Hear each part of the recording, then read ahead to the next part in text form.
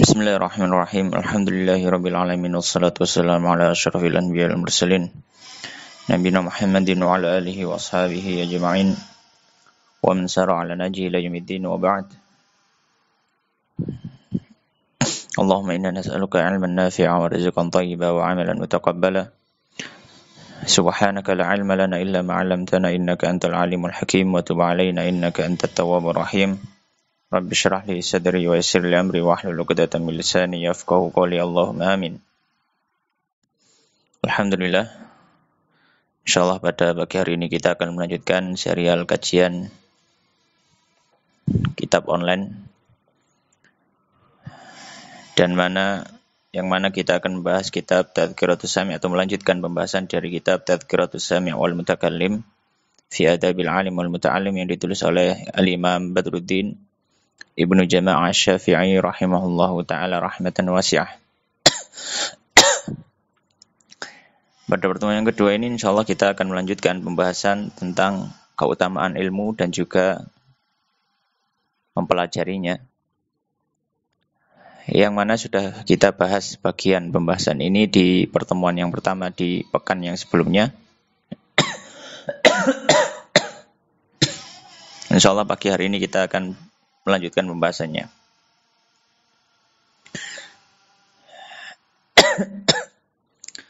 Maka di sini musannif rahimahullah taala pada halaman 55 beliau mengatakan qala musannif rahimahullah taala wa nafa'ana bi ilmi fid darani wa dakhalahu fasiha jannatihi amin. Kata musannif Imam Badruddin Ibnu Jama'ah rahimahullah wa anhu dan dari Nabi sallallahu alaihi wasallam beliau mengatakan, beliau bersabda yuzanu akan ditimbang yaumal qiyamati pada hari kiamat midadul ulama'i tintanya para ulama wadamus syuhada dan darahnya para syahid. Maka di hadis ini Rasulullah SAW menyampaikan kelak keutamaan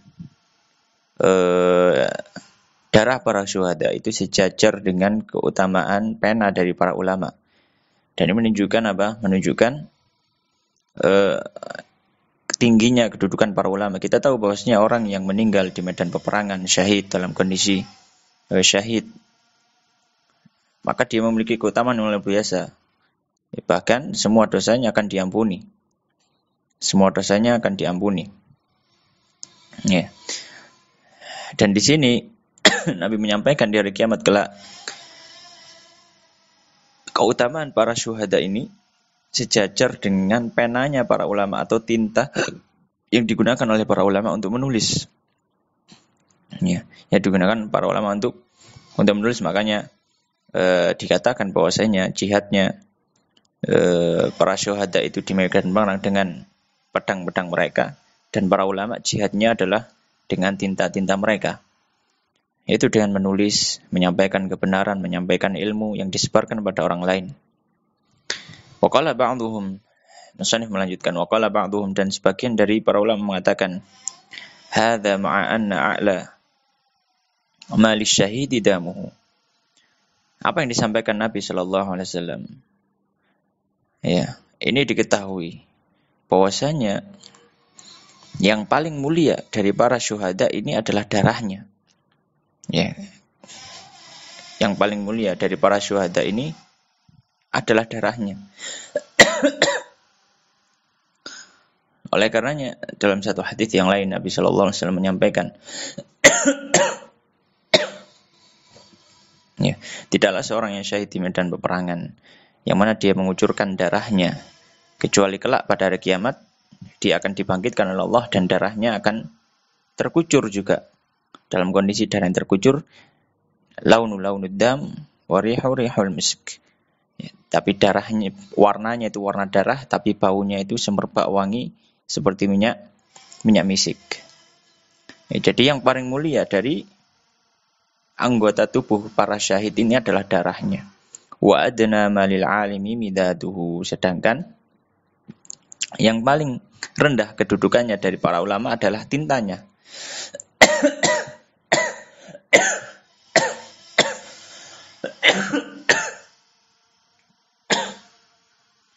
Karena meskipun tidak ada tinta, para ulama masih bisa menyebarkan ilmunya dengan lisannya, ya, dan dengan yang lainnya, ya, melalui para muridnya, ya, masih bisa menyebarkan ilmunya. Oleh karena sebagian ulama mengatakan bahwasanya ini ditimbang pada hari kiamat, maksudnya disejajarkan, tapi dengan darah syuhada yang mana itu bagian paling mulia dari para syuhada disejajarkan dengan tinta para ulama, yang mana tinta para ulama ini adalah hanya perangkat saja, perangkat bantuan, bukan inti dari ilmu para ulama ini.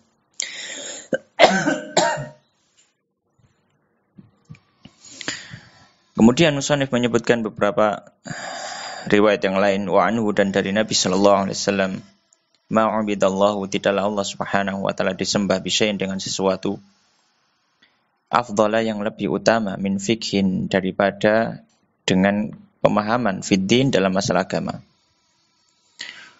Wala faqihun wahidun, dan sungguh satu orang yang faham agama, asyaddu ala syaitani, lebih keras, lebih berat untuk syaitan, min alfi abidin, daripada 1000 ahli ibadah.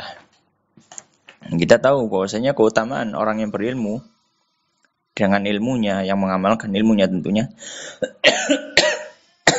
lebih utama daripada orang yang ahli ibadah tanpa dengan disertai ilmu atau tidak memiliki kelebihan dalam ilmu. Tidak memiliki kelebihan dalam ilmu.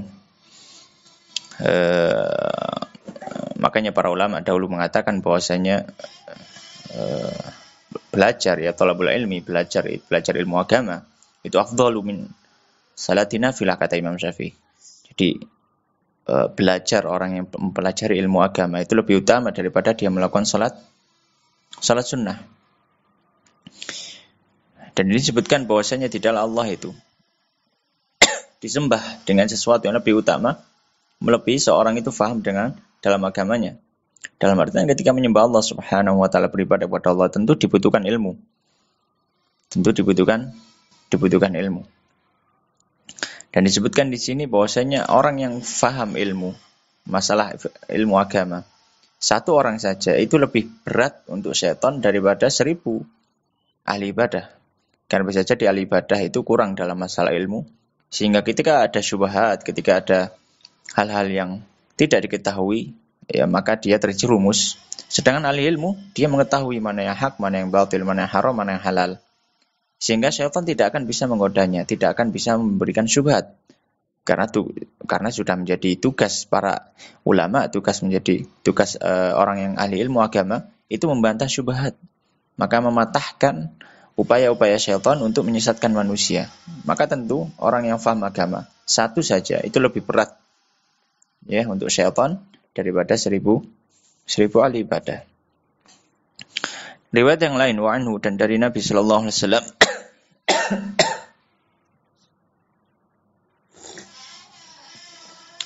dari Nabi sallallahu alaihi wasallam disebutkan, yuhmalu hadzal ilm, dibawa ilmu ini, yaitu ilmu agama, min kulli khalfin uduluhu, dari setiap orang yang datang berikutnya, dibawa oleh orang-orang yang terpercaya.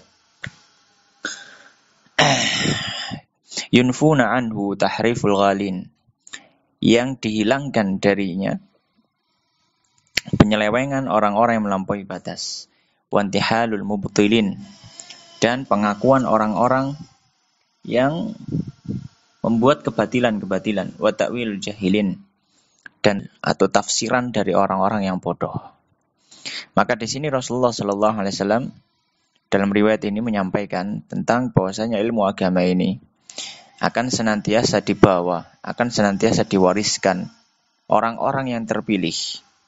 Orang-orang yang terpilih, yang mana orang-orang yang terpilih ini mereka membawa ilmu, kemudian dengan ilmunya mereka akan membersihkan ilmu dari penyelewengan orang-orang yang melampaui batas, orang yang hulu.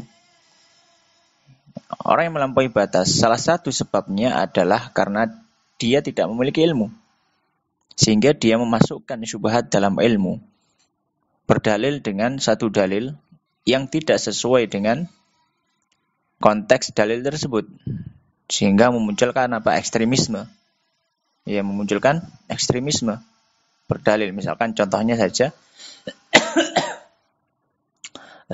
dalil yang sangat masyhur sekali dari kalangan orang-orang Khawarij, ya, orang-orang Khawarij mereka yang mengkafirkan para pelaku dosa besar, mereka mengkafirkan orang-orang yang melakukan dosa besar, maka mereka berdalil dengan firman Allah Subhanahu wa taala, "Wa man lam yahkum bima anzalallahu faulaika humul kafirun."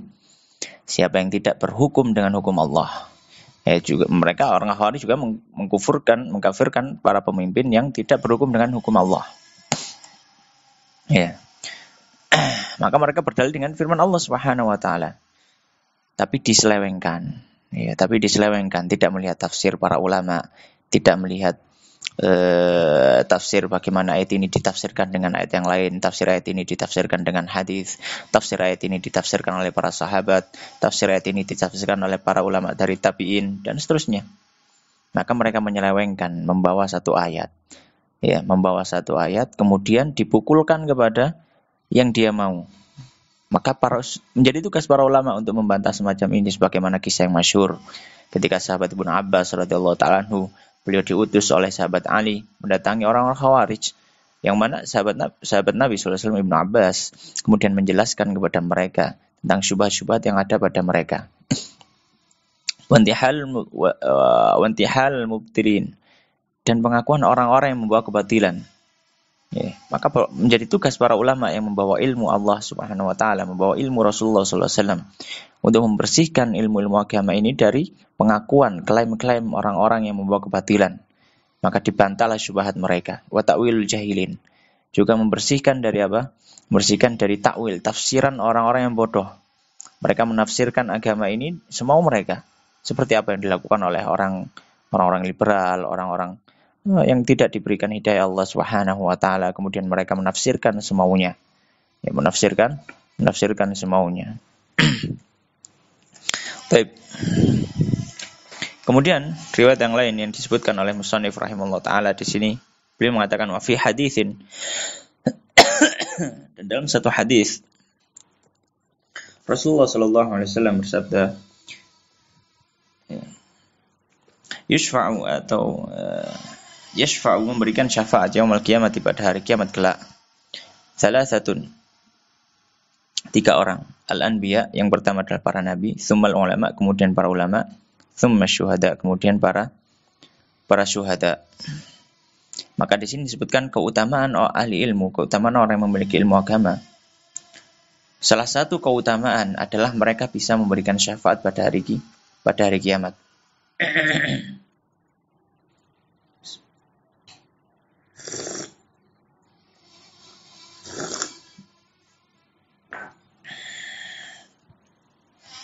Mereka bisa memberikan syafaat pada hari kiamat.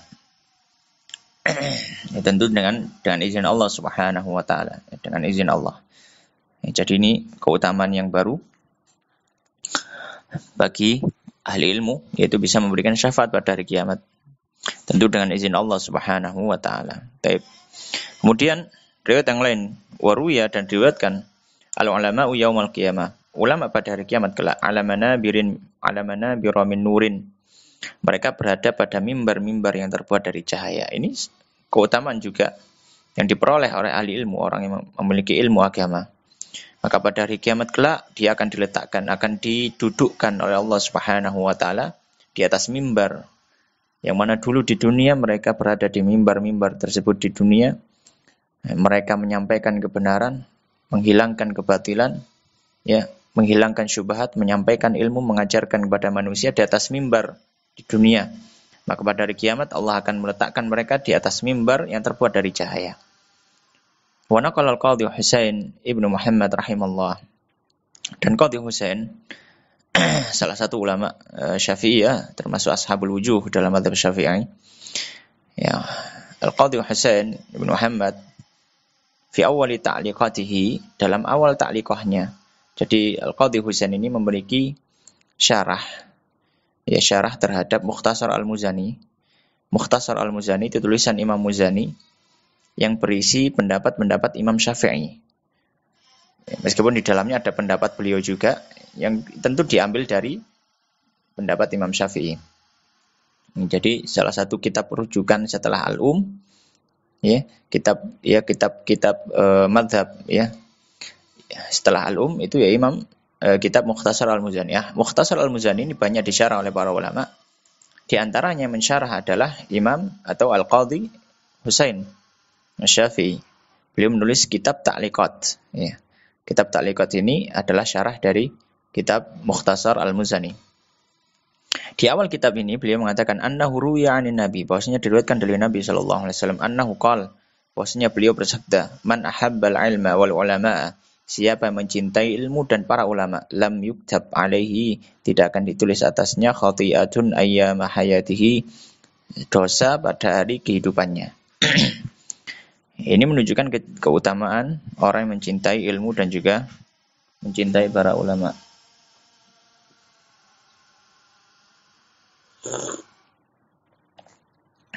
Mencintai ilmu dan juga mencintai para ulama. Tentu kecintaan di sini bukan hanya kecintaan belaka tanpa ada pembuktian, tanpa ada usaha untuk mengikuti mereka.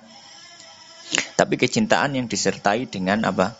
Disertai dengan upaya untuk mengikuti mereka, upaya untuk belajar dari mereka. Bukan hanya cuma cinta tapi tidak mau belajar ya. Mengaku mencintai ilmu tapi tidak suka ngaji. Ya, ini suatu hal yang tidak benar. Maka maksud di sini ya, dia bisa digugurkan dosanya adalah ketika dia mencintai ilmu, mencintai para ulama dan mereka mau belajar dan mereka mengamalkan apa yang mereka belajar darinya. Qala wa ruwiya anhu, dan beliau mengatakan dan diriwayatkan dari Nabi sallallahu alaihi wasallam qala, beliau bersabda, man akrama aliman, siapa yang memuliakan seorang ulama, seorang alim, fa ka'annama akrama sab'ina nabiyyan, maka seperti memuliakan 70 nabi. Wa man akrama muta'alliman, dan siapa yang memuliakan orang yang belajar ilmu agama, masih santri, fa ka'annama akrama sab'ina syahidan, maka seolah dia memuliakan 70 syahid. Ya. Wa annahu saya jelaskan dulu dah. Hadis ini disampaikan oleh beberapa ulama, hadisnya maudhu ya, hadisnya hadis yang palsu. Ya, kita bisa lihat di redaksinya bahwasanya tentu Nabi memiliki keutamaan di atas seorang ahli ilmu, maka tidak bisa disejajarkan satu orang ulama disejajarkan dengan 70 nabi, tidak mungkin. Karena Nabi memiliki keutamaan.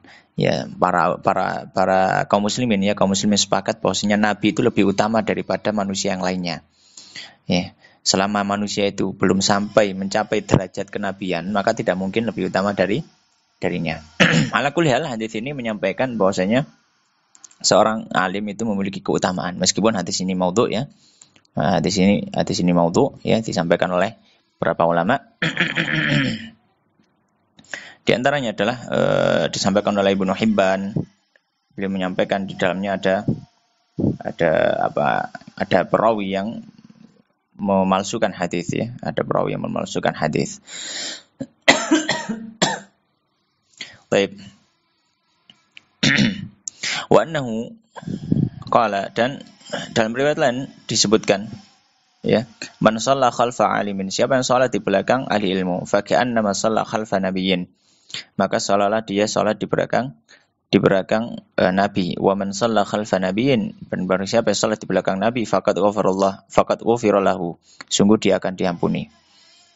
Hadis ini juga ada permasalahan dalam sanadnya. Tapi maknanya bisa kita maknai mungkin ya. Karena kenapa? Karena orang yang ahli ilmu dia adalah pewaris Nabi. Dia adalah pewaris ilmu yang ada pada Nabi.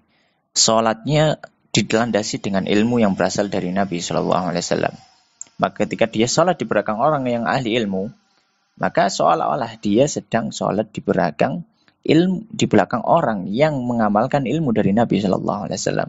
Ya, seperti orang yang sholat di belakang Nabi, bukan dari sisi kemuliaan, keutamaan atau zatnya, bukan, tapi karena ilmu yang diwarisi oleh alim tersebut dari Nabi Shallallahu Alaihi Wasallam melalui hadis-hadis.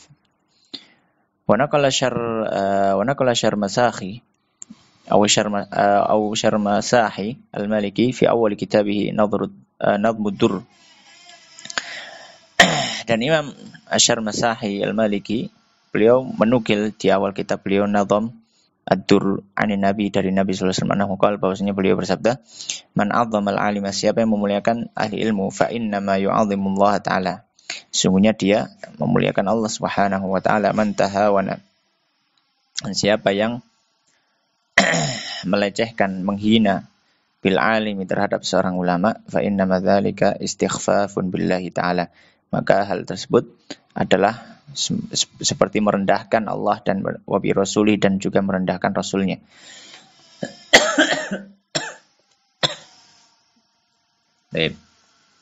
Ya, kenapa? Ya karena para ulama ini adalah pewaris para nabi. Ulama adalah orang yang menyampaikan ilmu, menyampaikan wahyu, menyampaikan kalamullah.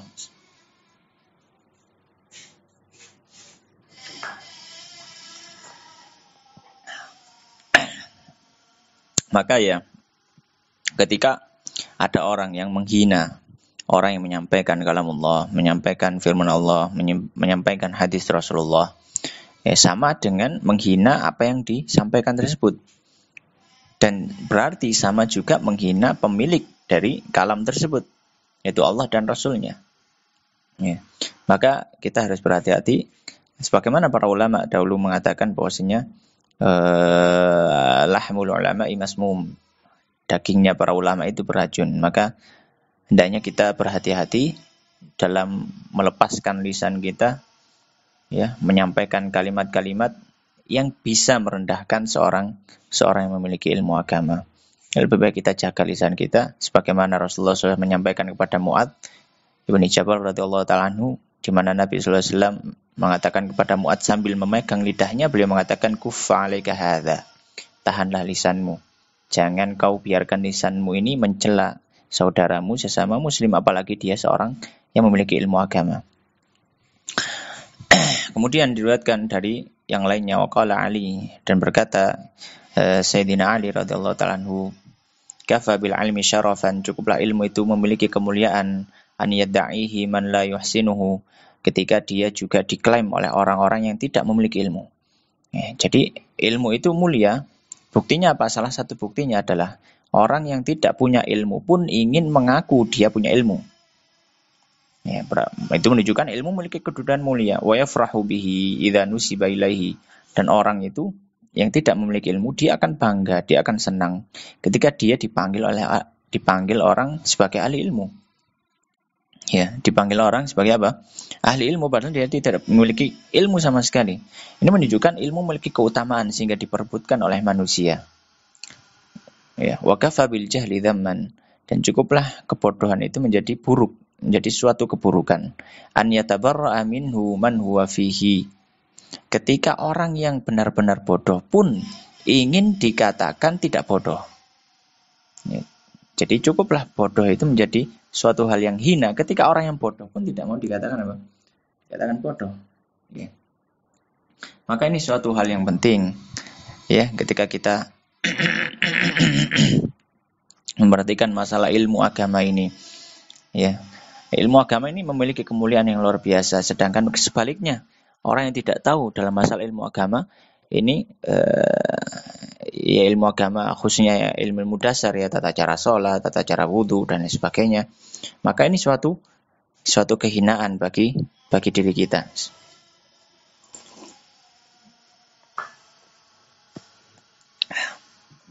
Waqala ba'du salaf, sebagian para ulama salaf mengatakan, khairul mawahibi al-aqlu, sebaik-baik pemberian Allah itu adalah akal.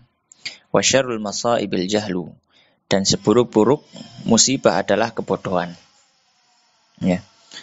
Maka akal yang diberikan Allah Subhanahu wa taala ini fasilitas.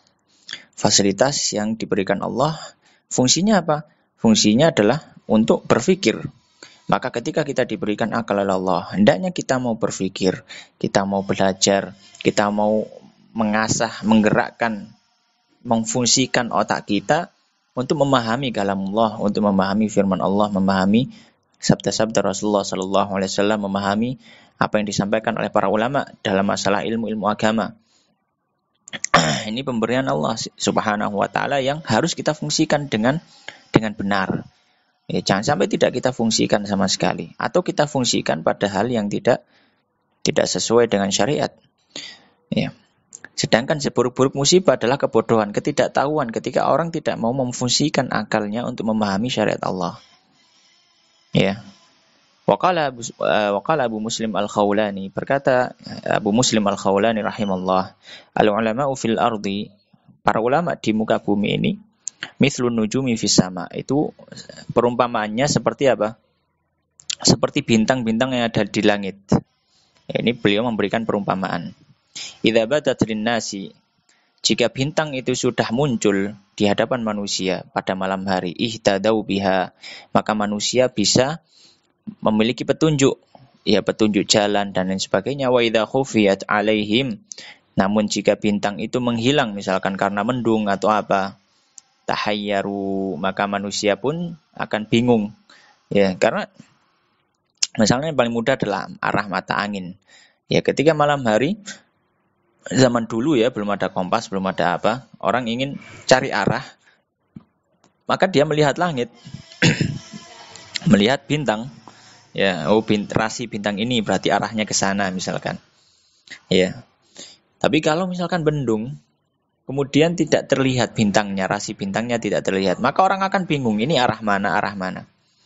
Ya, seperti itulah perumpamaan para ulama. Ketika manusia tidak memiliki seorang yang alim di antara mereka, maka ketika menghadapi suatu permasalahan, mereka akan bingung, ini halal atau haram, ini boleh atau nggak boleh, ini sah atau tidak sah dalam masalah agama. Ketika mereka tidak ada tempat untuk bertanya, maka akan bingung dan akhirnya mereka bisa saja melakukan suatu amalan atau melakukan suatu ibadah yang tidak dibenarkan oleh syariat.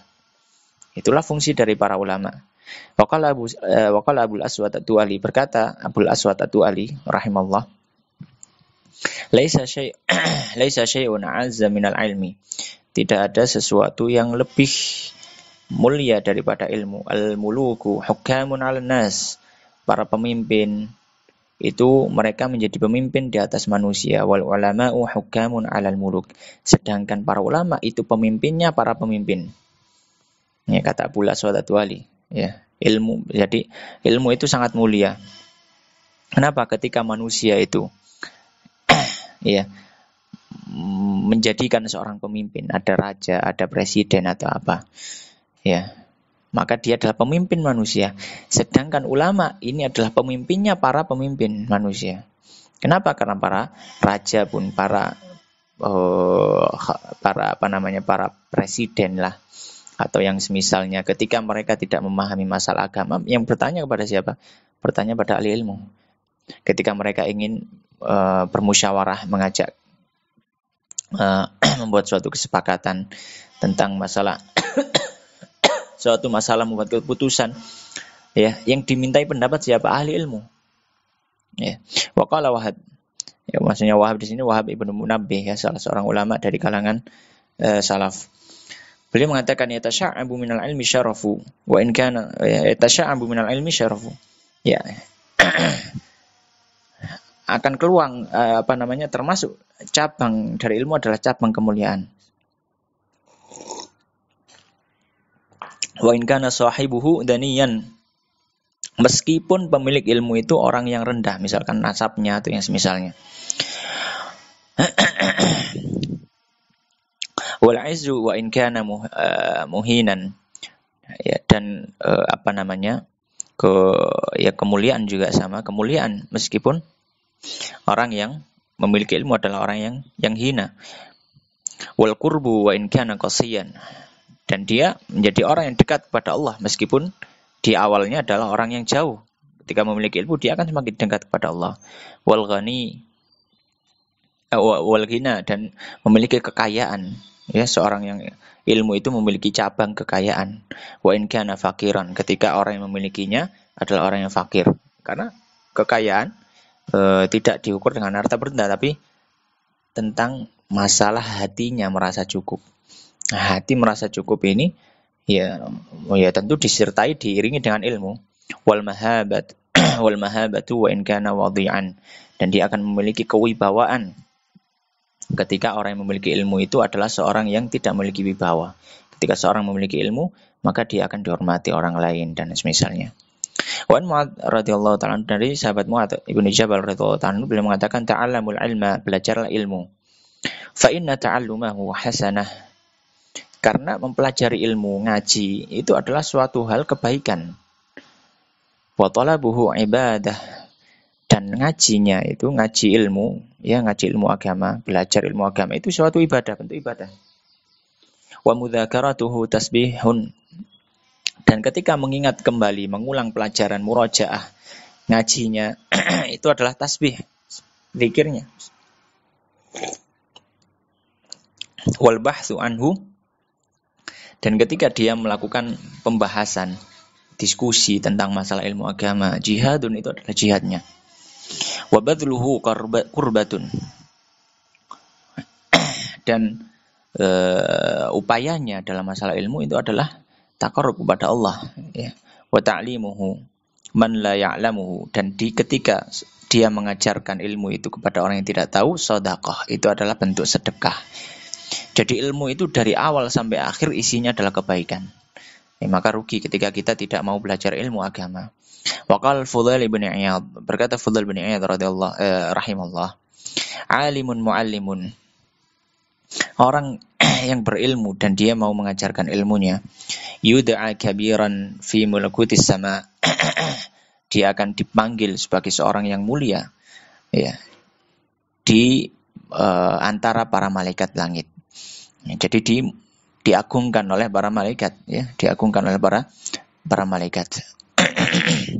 Wakala Sufyan bin Uyainah, berkata Sufyan bin Uyainah, arfa'un nasi 'indallah, orang yang paling tinggi di sisi Allah manzilatan, derajatnya adalah man kana bainallahi wa baina ibadihi, ya, adalah orang yang ada di antara Allah dan hambanya. Wahumul anbiya wal ulama, mereka yang paling tinggi kedudukannya di sisi Allah adalah para nabi dan juga para ulama, karena para ulama adalah para waris para nabi. Wakala aidan, dan berkata juga Sufyan bin Uyainah rahimallah, lam yu'ta ahadun fid dunya syai'an afdhala minan nubuwah, tidak ada seorang pun manusia yang diberikan sesuatu di dunia ini yang lebih utama daripada ketika dia diberikan wahyu kenabian. Tidak ada yang lebih utama. Sudah derajat yang paling tinggi. Wa man ba'dan nubuwati syai'un afdalu minal ilmi wal fiqhi. Dan setelah kenabian ini, ya, derajat yang berikutnya adalah derajat ilmu dan fikih atau pemahaman dalam agama. Ya, faqila, maka ada yang bertanya kepada Sufyan bin Uyainah, amman hada, tentang siapa ini? Qala, maka Sufyan bin Uyainah mengatakan anil fuqaha kullihim, yaitu orang-orang yang faham masalah agama semuanya. Maka mereka memiliki keutamaan, derajat mereka ya satu derajat di bawah Nabi. Ya, satu derajat di bawah Nabi. Waqala Sahal, dan berkata Sahal, man arada an-nadhara fi ila majalisil anbiya, siapa yang ingin melihat kepada majelisnya para nabi, falyanzur ila majalisil ulama, hendaknya dia melihat ke majelisnya para ulama, fa'rifu lahum dzalik, kenalilah mereka, ya, untuk hal tersebut. Kenapa? Karena dalam majelisnya para ulama yang disampaikan adalah ilmu Nabi, yang disampaikan adalah wahyu. Sebagaimana Nabi SAW dahulu menyampaikan wahyu, maka majelisnya seperti majelis para nabi yang menyampaikan wahyu Allah Subhanahu wa taala. Qala Syafi'i, berkata Imam Syafi'i radhiyallahu ta'ala anhu, in lam yakunil fuqaha wal 'amiluna wa awliyaullah. Kalau orang yang faham agama, yang mengamalkan ilmunya itu adalah wali-wali Allah, falaysa lillahi wali, maka Allah tidak akan punya wali. Jadi di sini Imam Syafi'i menyampaikan tentang siapa wali Allah, ya, atau jalan gimana supaya kita bisa jadi wali, gitu ya. Imam Syafi'i mengatakan gampang, caranya kalau mau jadi wali, yang pertama dia harus paham ilmu agama. Cara yang kedua, setelah faham, dia amalkan ilmunya. Maka kalau dia sudah faham ilmu agama, kemudian dia mengamalkan ilmunya, dia adalah wali Allah. Itu ya. Jadi wali Allah bukan berhubungan dengan orang yang sakti atau yang apa. Bahkan Imam Syafi'i mengatakan, la ra'aitu mahadan yatiru fis sama wa yamshi 'alal ma' yatiru fil hawa aw yamshi 'alal ma'. Kalau kalian melihat orang itu bisa terbang ya di atas, ya terbang di udara, atau dia berjalan di atas air, ya maka jangan benarkan di falatusaddiqhu, ya maka jangan benarkan dia, ya jangan percaya dia sampai kamu mengetahui bahwasanya amalnya sesuai dengan ilmu yang dibawa oleh Rasulullah sallallahu alaihi wasallam. Wa Ibnu Umar radhiyallahu ta'ala, dari sahabat Ibnu Umar, beliau mengatakan, majlisu fikhin khairun min ibadati sittina sanah. Satu majelis yang membahas fikih, membahas ilmu agama, itu lebih bagus daripada ibadah sendiri selama 60 tahun.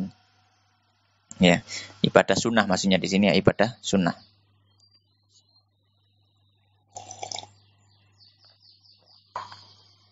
Karena ibadah sunnah manfaatnya untuk dirinya sendiri, tapi kalau ibadah dalam rangka ilmu atau ibadah dalam ilmu itu manfaatnya bisa dirasakan orang ketika dia belajar, mengamalkan, kemudian mengajarkan pada orang lain. Manfaatnya untuk dirinya sendiri dan orang lain. Wa an Sufyan ats-Tsauri wa Syafi'i, dari Sufyan ats-Tsauri dan Imam Syafi'i radhiyallahu ta'ala anhuma, ya rahimahumullah, laisa ba'dal faraidi afdalu min talabil ilmi. Tidak ada setelah ibadah wajib yang lebih utama melebihi ibadah belajar ilmu agama. Jadi ngaji itu ibadah yang luar biasa. Ngaji itu ibadah yang besar. Ketika orang mau ngaji, jangan dikira ngaji itu cuma rutinitas. Ya. Ini kalau orang sudah biasa ngaji, merasa ngaji ya rutinitas. Enggak. Ngaji itu kalau misalkan diniati dengan benar, dia bernilai ibadah yang luar biasa besar. Ya, bahkan di sini para ulama menyampaikan dia itu lebih utama daripada ibadah sunnah yang lainnya, karena manfaatnya bisa apa? Bisa menyebar luas. Wa ani Zuhri, dari Zuhri rahimallah, ma'ubidallahu bimithil fiqh. Tidaklah Allah disembah yang lebih utama seperti ketika Allah disembah dengan fikih. Maksudnya adalah orang belajar ilmu, orang ngaji itu adalah suatu bentuk penyembahan, suatu bentuk ibadah kepada Allah, dan dia adalah ibadah yang utama, ya, ibadah yang utama. Wa Nabi Dzar wa Abi Hurairah radhiyallahu ta'ala anhu maqal, dari sahabat Abu Dzar dan Abu Hurairah, beliau mengatakan, babun minal ilmi nata'allamuhu, satu pembahasan dari ilmu agama yang kita belajar. Ahabbu ilaina min alfi raq'atin tatawwu'an, itu lebih kami sukai daripada 1000 rakaat sunnah. 1000 rakaat salat sunnah. Wa babun minal ilmi nu'allimuhu, dan satu bab dari ilmu yang kita ajarkan kepada orang lain. Umila bihi, kemudian diamalkan, aulam yu'mal, atau tidak diamalkan, yang penting kita sudah mengajarkan. Itu ahabbu ilaina, lebih kita cintai, dari kata para sahabat tadi, min mi'ati raq'atin tatawu'an, daripada 100 rakaat salat sunnah. Nah, ini keutamaan ilmu dan juga menyebarkan ilmu. Ya, keutamaan ilmu dan menyebarkan ilmu. Ya, melebihi apa? Keutamaannya melebihi salat sunnah. Ya, karena salat sunnah manfaatnya untuk kita sendiri, tapi kalau kita belajar kemudian mengajarkan pada orang lain, manfaatnya untuk orang banyak. Banyak yang bisa mengambil apa? Manfaat. Waqad dhahara bima qulna. Nah, maka di sini mulai musannif Imam Badruddin Ibnu Jamaah menyampaikan. Beliau mengatakan, maka nampaklah dari apa yang kita sampaikan, annal istighala bil ilmi, bahwasanya menyibukkan diri dengan belajar ilmu agama lillah, karena Allah, itu afdalu, lebih utama min nawafilil ibadatil badaniyah, daripada ibadah-ibadah sunnah yang sifatnya badan, min sholatin wa siyamin wa tasbihin, ya seperti sholat, puasa, tasbih, berzikir, wa du'ain, dan berdoa, wa nahwi dzalika, dan semisalnya. Jadi lebih utama belajar ilmu agama daripada ibadah sunnah. Wa dzalika, dan hal tersebut li'anna naf'al ilmi, karena manfaat dari ilmu itu ya'ummu sahibahu wan nasa, bisa mencakup pemilik ilmu itu sendiri dan juga manusia yang lainnya. Jadi manfaatnya bisa dirasakan orang banyak. Wa nawafil badaniyati maksuratun ala sahibiha, sedangkan ibadah sunnah itu manfaatnya terbatas untuk orang yang melakukan ibadah itu sendiri. Ini salah satu sisi kenapa kok belajar ilmu agama itu lebih utama daripada ibadah sunnah. Alasan yang lainnya, wali annal ilma musahhihun li ghairihi, karena ilmu ini ketika orang sudah mendapatkan ilmu, dia itu membenarkan ya, membenarkan orang lain minal ibadat, dari ibadah yang dilakukan. Fahiya taftakiru ilaihi, maka ibadah-ibadah itu butuh kepada ilmu. Wa tatawaqqafu alaihi, dan tergantung dengan ilmu. Wala yatawaqqafuhu alaiha, sedangkan ilmu itu tidak digantungkan kepada ibadah. Ya. Wali'anna ulama warathatul anbiya, dan karena para ulama ini adalah pewaris para nabi alaihi wassalatu wassalam wa taslim, ya. Walaysa dzalika lil muta'abbidin, sedangkan para ahli ibadah tidak disebutkan keutamaannya bahwasanya mereka adalah pewaris para nabi. Pewaris para nabi ya ulama ahli ilmu.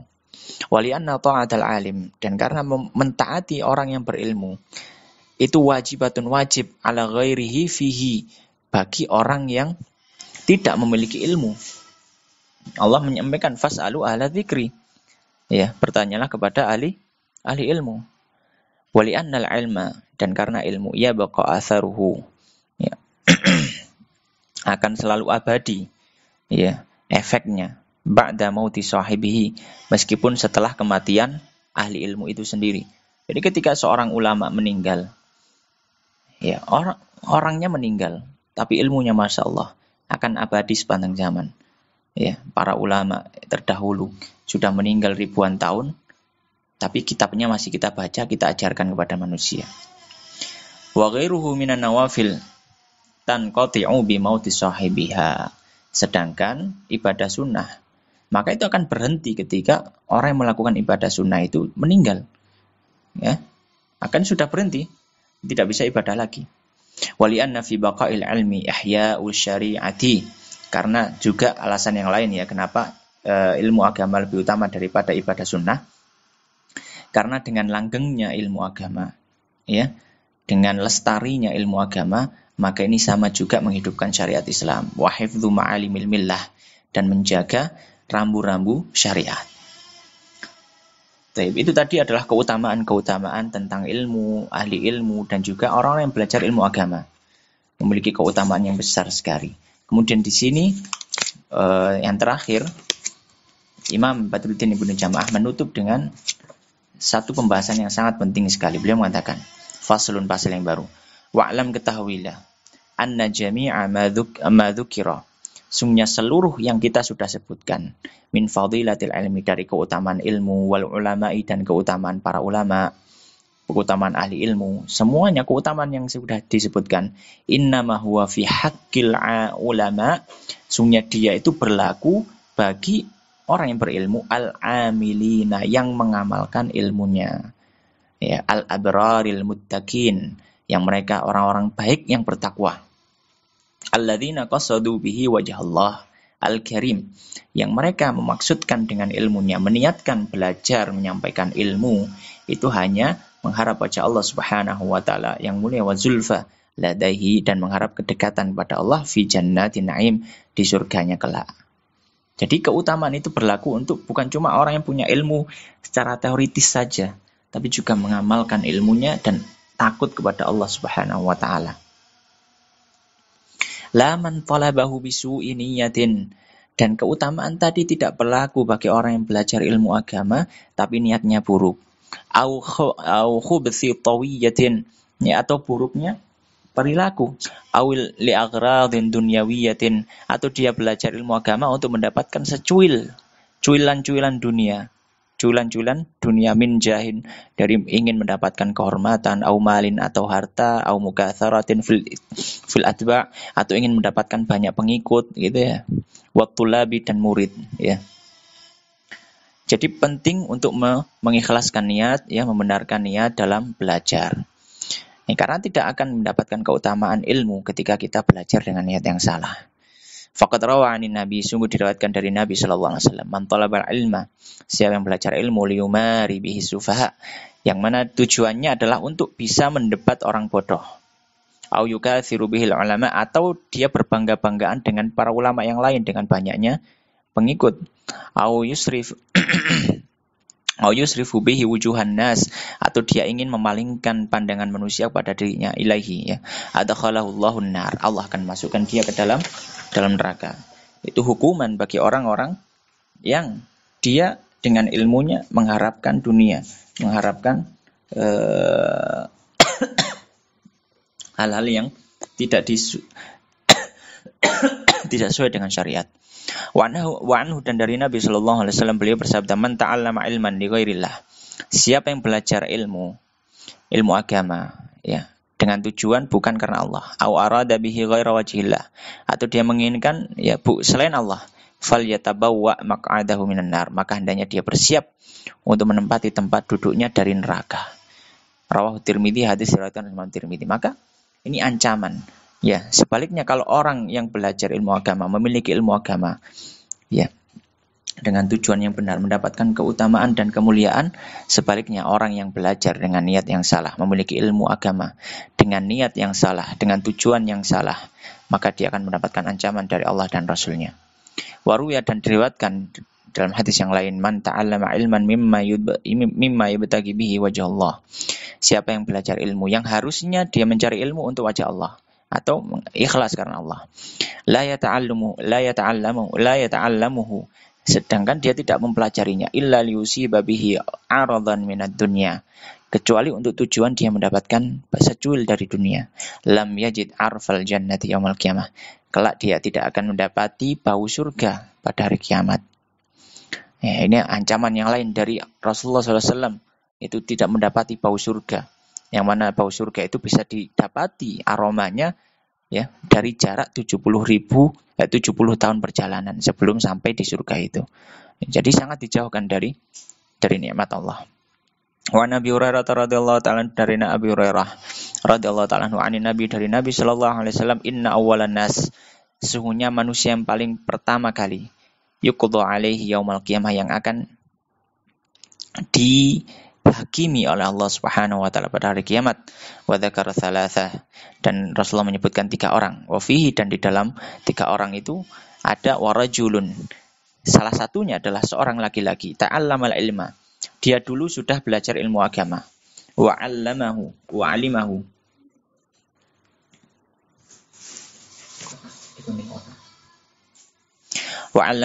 kemudian dia mengajarkan, wa qara al-Qur'an, kemudian dia juga membaca Al-Qur'an, sudah hafal Al-Qur'an, fa utiya bihi, kemudian didatangkan dulu amal-amalnya di dunia, fa arafahu ni'amahu, kemudian dia mengetahui kenikmatan yang didapatkan, fa arafaha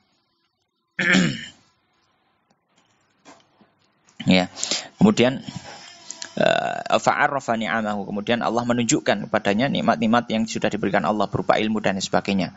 Fa'arafaha, maka orang tersebut pun mengenali nikmat tersebut. Qala, kemudian Allah bertanya, fama amilta fiha, apa yang sudah kamu amalkan dari ilmumu? Qala, maka laki-laki tadi menjelaskan, ta'allamtu fikal ilma, aku sudah belajar ilmu karenamu ya Allah. Wa 'allamtuhu, dan saya sudah mengajarkannya. Wa qara'tu fikal Qur'an, dan saya membaca Quran karenamu ya Allah. Qala, maka Allah menyampaikan, kadzabta, engkau bohong. Walakin ta'allamta liyuqala 'alimun, tapi kamu belajar ilmu agama ini supaya kamu bisa dipanggil orang yang berilmu, supaya kamu bisa dipanggil guru, supaya bisa dipanggil ustadz, ustadzah, atau bisa dipanggil syekh, ya. Wa qara'ta, dan kamu menghafal, membaca Al-Qur'an, liyuqala qari, supaya kamu berharap ingin dipanggil seorang yang menghafal Al-Qur'an, membaca Al-Qur'an. Faqad qil, dan di dunia kamu sudah dipanggil dengan panggilan-panggilan itu. Tsumma umira bihi, kemudian diperintahkan, dia dibawa, diseret, fasuhiba ala wajhihi, dia diseret di atas wajahnya, hatta ulqiya finnar, hingga dia dilemparkan dalam neraka. Akhrajah Muslim wa Nasa'i, hadis diriwayatkan Imam Muslim dan Nasa'i. Ini semuanya adalah ancaman yang perlu kita perhatikan bagi orang yang mempelajari ilmu agama. Wan Hammad bin Salamah, dari Hammad bin Salamah, beliau mengatakan, man talabal hadis li ghairillah, siapa yang belajar ilmu hadis untuk selain Allah, ya, mukira bihi, maka dia akan diberikan makar, dia akan diberikan sebuah musibah. Wa an Bishr, dan dari Bishr rahimahullah, auhallahu ta'ala ila Daud, Allah mewahyukan kepada Nabi Daud alaihissalam, la taj'al baini wa bainaka aliman, jangan jadikan antara diriku dan dirimu seorang yang berilmu, maftunan, yang diberikan musibah, fayasudduka bisyakkin an mahabbati, sehingga menghalangimu dari kecintaan kepadaku. Ulaika qutta'u thariq ala ibadi, mereka itu adalah orang-orang yang memotong jalan dalam daripada hamba-hambaku. Demikian, jadi intinya dari pembahasan ini adalah ilmu dan juga ilmu agama, dan juga orang yang memiliki ilmu agama, orang yang belajar ilmu agama, yang ngaji, memiliki keutamaan yang besar, memiliki kemuliaan dan lain sebagainya sudah disebutkan. Dan ini berlaku bagi orang yang mempelajari ilmu agama serta mengamalkannya, mengajarkannya karena Allah Subhanahu wa taala. Tujuan utamanya adalah mengharapkan ridha Allah Subhanahu wa taala. Tapi kalau dia mempelajari ilmu agama, mengaji dan lain sebagainya untuk tujuan-tujuan dunia atau tidak karena Allah Subhanahu wa taala, maka dia tidak akan mendapatkan kemuliaan dan keutamaan ilmu, bahkan dia mendapatkan ancaman dan siksa Allah Subhanahu wa taala. Wallahu taala a'lam, wa sallallahu ala nabiyyina Muhammadin wa ala alihi wa sahbihi ajma'in. Subhanakallahumma wa bihamdika, asyhadu an la ilaha illa anta, astaghfiruka wa atubu ilaik. Wa akhiru da'wana alhamdulillahirabbil alamin. Wassalamualaikum warahmatullahi wabarakatuh.